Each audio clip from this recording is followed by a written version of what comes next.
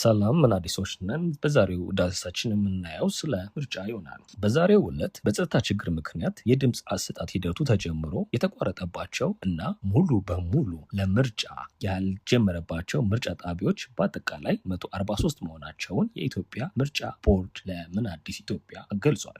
ቦርዱ በሰጠን ቃል በኦሮሚያ ክልል በቢሊዶዳ፣ መካቺሳ፣ ቀርሳ፣ ሲቦሲሬ፣ ገሊላ ምርጫ ክልሎች እንዲሁም በአማራ ክልል በኩታበር ምርጫ ክልል ምርጫው ከተጀመረ በኋላ ባጋጠመው የጸጥታ ችግር መቋረጡ ገልጸዋል። በስራቸው ምን ያህል የምርጫ ጣቢያዎች እንዳሉ ለጊዜው ይፋ አላደረገም። ከላይ የተጠቀሱት ምርጫ ክልሎች ውስጥ ከሚገኙ ምርጫ ጣቢያዎች ውጪ ባሉ በሌሎች የምርጫ ጣቢያዎች ደግሞ በጸጥታ ችግር ምክንያት ከጅምሩም ምርጫው ሳይደረግባቸው መቅረቱ አመልክተዋል። ከአጠቃላይ ከላይ በተጠቀሱት የምርጫ ክልሎች የሚገኙ የድምፅ መስጠት ተጀምሮ የተቋረጠ እና ከነሱ ውጪ ከጅምሩ ምርጫ መደረግ ያልተቻለባቸው የምርጫ ጣቢያዎች ቁጥር 143 መሆናቸውን ቦርዱ ለምን አዲስ አሳውቀዋል። ምን አዲሶች ነን። ሰብስክራይብ በማድረጉ አዳዲስ ዜናዎችን ይከታተሉ።